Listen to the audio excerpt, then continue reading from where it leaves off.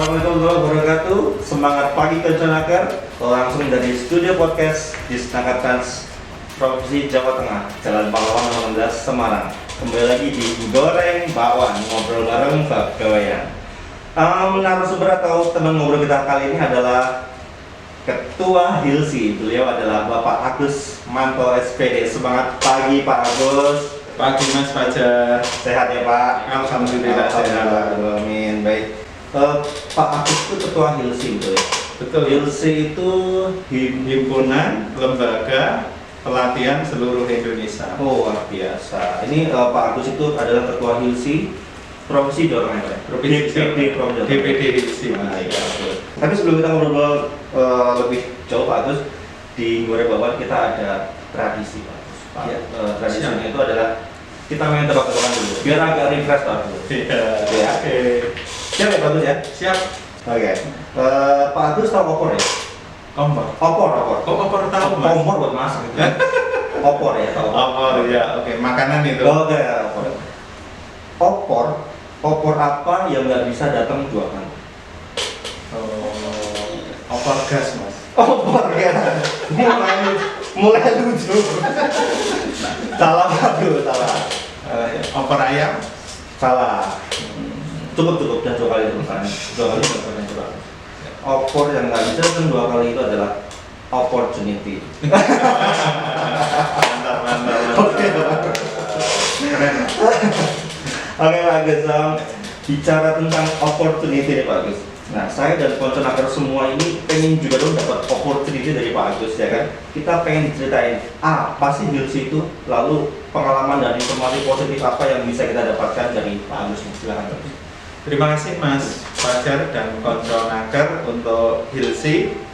Itu adalah himpunan lembaga pelatihan seluruh Indonesia, di mana anggotanya teman-teman lembaga pelatihan kerja ataupun LPK. LPK ya. Bisa juga itu LPKS swasta maupun pemerintah, dan juga LPK dari perusahaan. Sedangkan Hilsi sendiri kita berdiri tanggal 23 Maret tahun 1982. Wow. Mas Fajar udah lahir belum ya? Tanggal 2 saya masih angan-angan nih Pak. Oh masih. Ya berarti kalaupun usia orang itu mungkin sudah menikah, sudah bahkan lebih dari remaja. Nah ini cukup lama. Kebetulan di Jawa Tengah itu saya sudah ini periode kedua Mas. Itu untuk di Hilsi. Dan anggota kita alhamdulillah di Jawa Tengah itu ada 1.200-an LPK. 1.200 LPK di Provinsi Jawa Tengah ya? Iya. Namun sekarang kita ada platform di mana namanya Hilsinergi. Teman-teman bisa input di situ. Nah ini Jawa Tengah kemarin yang input sudah 500 lebih. Nomor 2 se-Indonesia, nomor 1 paling banyak yang sudah input Jawa Barat. Memang target kita sampai tahun 2020 itu minimal ada 1.000 LPK sudah input di Hilsinergi. Itu Mas, jadinya itu seputar Hilsi, di mana teman-teman yang memiliki lembaga pelatihan di bawah Dinas Tenaga Kerja Kabupaten Kota itu biasanya jadi anggota Hilsi. Secara umum jadi anggota Hilsi. Iya Mas. Oh, oke. Tadi saya dengar 1.200 ya Pak? Iya. Banyak banget ya Pak ya? Iya. Itu berbagai macam kejuruan tentunya Pak? Betul Mas, ya. Oke. Berarti dari berbagai macam kejuruan tadi menciptakan banyak alumni atau SDM tentunya yang untuk dipersiapkan untuk bekerja. Betul. Baik Pak Agus. Kalau kita coba perkembangan secara umum berarti LPK itu menyediakan pendidikan yang beragam sekali ya Pak. Iya. Kira-kira ada nggak sih signifikansi atau apa ya yang bisa meningkatkan daya tarik dari LPK sendiri yang tergabung di Hilsi Pak? Ya, kalaupun melihat dari jurusan memang sebenarnya cukup banyak Mas kita untuk jurusan. Tapi di sisi lain sebenarnya teman-teman LPK, khususnya LPKS itu sampai hari ini bisa eksis itu karena mereka lulusannya bisa bekerja Mas. Kalau lulusannya tidak bisa bekerja, kemungkinan sudah kebanyakan gulung tikar. Nah itu di situ. Ya contoh yang paling banyak itu seperti di hospitality itu ada perhotelan, ada kapal pesiar gitu ya, itu biasanya cukup cukup besar. Kalau saya memang di bidang IT ya, di komputer dan lain-lain itu Mas. Yang terbesit di benak saya mungkin di Konconaker juga nih. Di situ SDM atau teman-teman yang akan belajar di LPK itu berarti dipersiapkan untuk bekerja ya Pak? Harusnya ya Pak ya? Iya.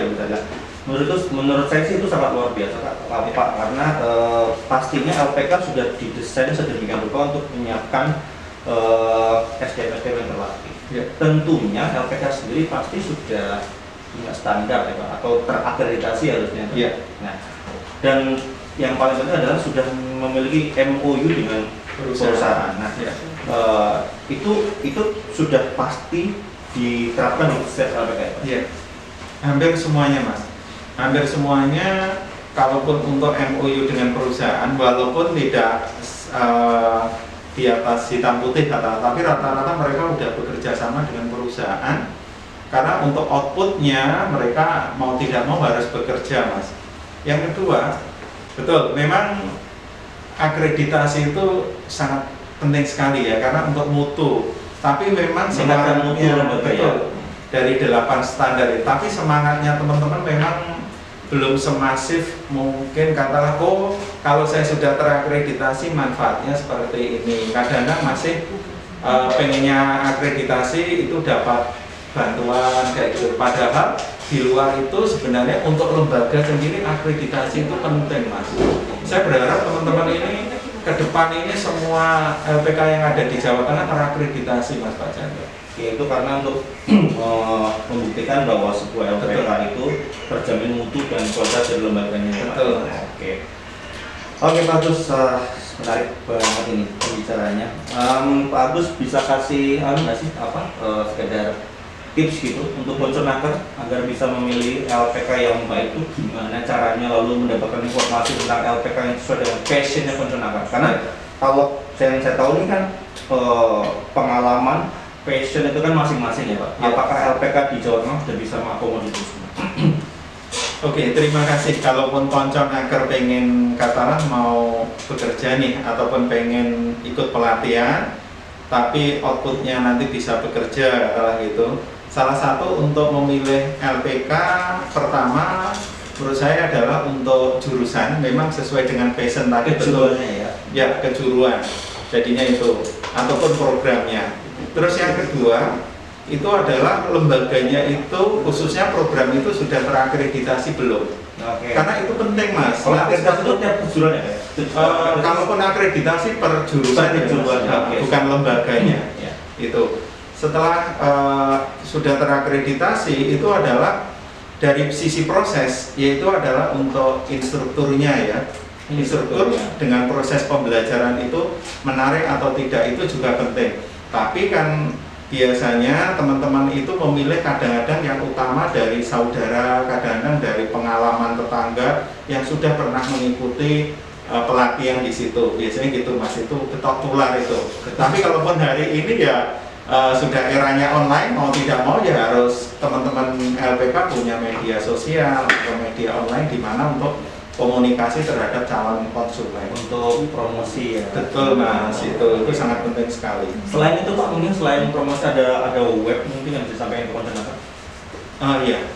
Untuk kalaupun informasi sebenarnya untuk LPK secara keseluruhan mungkin bisa juga di Kemnaker, itu kan sudah ada kelembagaan ya Mas. Ada di kelembagaan.kemnaker.id itu. Di situ tinggal milih nanti LPK mana yang akan dipilih di kabupaten kota, dan situ profilnya juga lengkap. Langsung keluar semua. Betul. Yang kedua di Hill Sinergi itu tadi. Hill Sinergi. Ya.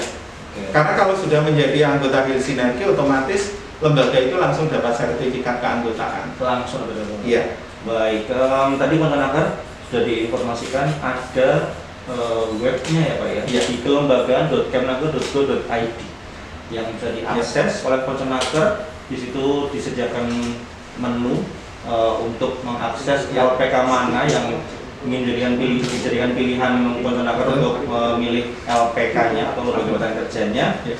Sesuai dengan atau bisa dipilih dengan kabupaten kotanya ya. Betul, di situ udah ada. Ya, baik. Keren ya Pak ya. Di situ ternyata sangat luar biasa, sangat luas jangkauannya. Mudah-mudahan konsenator di sana bisa memanfaatkan informasi ini sehingga untuk prepare bekerja kita bisa memilih lembaga pelatihan kerja yang tentunya yang sesuai dengan passionnya teman-teman. Betul, iya. Baik, Pak, kalau di LPK itu otomatis kan harus ada instrukturnya ya, atau pengajarnya ya. Betul. Instrukturnya sendiri tuh harus ada syarat-syarat tertentu nggak sih? Ya, saya juga terima kasih nih sama Naker ini. Beberapa kali sudah difasilitasi Hilsi kerjasama untuk uji kompetensi khususnya di metodologi level 3. Mas, ini cerita menarik. Jadinya kemarin itu Tadi menarik Pak Mas ya? Nanti ini lebih menarik lagi ya. Jadinya gini, kemarin teman-teman yang mengikuti prakerja itu Mas, salah satu syarat mutlak itu harus instrukturnya harus kompeten di metodologi level 3. Itu Mas. Bahkan syarat utamanya ya? Iya, bahkan kemarin teman aja yang sudah doktor Mas, dari PMO aja menyampaikan kami tidak butuh, tapi syarat mutlak itu adalah metodologi tahap 3. Akhirnya teman-teman kemarin pada berbondong-bondong tanya saya untuk mau uji kompeten. Padahal dulu aja Mas ditawari itu pada nggak mau. Nah, itu Mas, kadang-kadang betapa pentingnya selain dia kompetensi di bidangnya, tapi saya berharap minimal mengikuti uji kompetensi metodologi. Itu Mas Fajar. Ya, tentunya itu bekal untuk instruktur ya. Untuk memberikan sebuah pelatihan otomatis sudah di instruktur. betul sekali. Secanggih teknologinya, komputernya sudah Core i7 katakanlah gitu, tapi cara mengajarnya instrukturnya tidak menarik, materinya kurang bagus, sama saja Mas. Padahal kunci utama di instruktur ini. Iyalah, instruktur itu saya ujung tombaknya ya Pak. Betul, iya. Baik Pak Agus, Pak Agus ini sebagai ketua HILSI nih Pak Agus. Tentunya LPK di Jawa Tengah khususnya, Ya. inovasinya LPK selama masa pandemi ini gimana Pak Agus? Inovasinya? Ya. Inovasi selama pandemi ini, kemarin kita ke teman-teman mau tidak mau kita ke arah perubahan. Kalau yang dulu itu Perubahan secara apa nih? Secara perubahan secara fundamental, mulai dari kurikulum, dari metodologinya, dan secara fundamental berarti secara karena dulu katakanlah dari luring ataupun offline mau tidak mau sekarang online. Misalkan di daring ya Pak? Iya, ataupun di daring mau tidak mau. Lah ini saya harapkan teman-teman mau tidak mau harus konsepnya ke situ apapun itu. Walaupun katakanlah tidak mungkin seumpama otomotif ataupun menjahit, tapi mau tidak mau sekarang harus ke situ. Iya betul. Memang karena eranya lagi seperti ini, otomatis harus menyesuaikan dengan era digital ya. Iya. Jadi memang harus memanfaatkan metode digital dengan luring ya Pak ya. Baik Pak Agus, terakhir nih Pak, boleh ya Pak kasih closing statement Pak untuk konsenator semua yang sudah dapat pengalaman tadi dari Pak Agus, kira-kira terutama di masa pandemi seperti ini Pak, ya, teman-teman yang mungkin akan mencari LPK kejuruan apa untuk Pak Agus? Oke, terima kasih Mas Fajar. Pertama khususnya adalah ke teman-teman nih, kalaupun mau mencari lembaga pelatihan, saya berharap adalah jangan sampai salah memilih, jangan sampai salah memilih seperti kucing dalam karung gitu. Kucing dalam karung. Yang kedua, saya berharap untuk teman-teman LPK di Jawa Tengah Mas, pertama adalah tolong untuk instrukturnya dibekali dan ikut uji kompetensi sampai metodologi, dan yang kedua adalah akreditasi, tingkatkan dari instrukturnya. Betul. Lalu akreditasi untuk lembaganya. Betul. Untuk teman-teman LPK, saya berharap ke depan itu untuk membuka jurusan yang sangat penting adalah menyesuaikan dunia usaha, dunia industri ataupun DUDI. DUDI itu butuh apa sih? Sehingga kita melatih itu benar-benar sesuai dengan kebutuhan DUDI, sehingga output kita langsung bisa bekerja, bukan berdasarkan kompetensi yang dimiliki dari lembaga itu. Ini adalah sangat penting sekali khususnya untuk kemajuan lembaga ke depan. Dan juga yang kedua, mau tidak mau dengan kondisi hari ini teman-teman harus siap untuk melakukan pembelajaran secara daring. Oke Pak Gus, terima kasih atas ngobrol-ngobrolnya kita pada hari ini. Mudah-mudahan sharing kita tadi bermanfaat untuk masyarakat semua. Baik pensionaker, LPK saat ini memang harus menyiapkan semua komponen pelatihan untuk menyesuaikan dengan dunia usaha dan dunia industri, dan tentunya harus menyesuaikan dengan kondisi saat ini, yaitu harus serba digital atau pembelajaran secara daring. Dan jangan lupa pensionaker untuk kalau mau mengakses LPK bisa di www.kelembagaan.kemenaker.go.id. Sekali lagi terima kasih Pak Agus, tetap sehat, tetap semangat, dan satu lagi salam kompeten Pak Agus. Salam kompeten. Oke. Oke pensionaker, sekian dulu goreng bawang episode kali ini. Selain ke adonane, nikmati bawangnya. Terus ke karyane, raih prestasi. Yuk kita say no to rebahan, biar manfaat for everyone. Angger ngobrol bareng bab gawean, pokoknya goreng bawang. Assalamualaikum warahmatullahi wabarakatuh. Waalaikumsalam.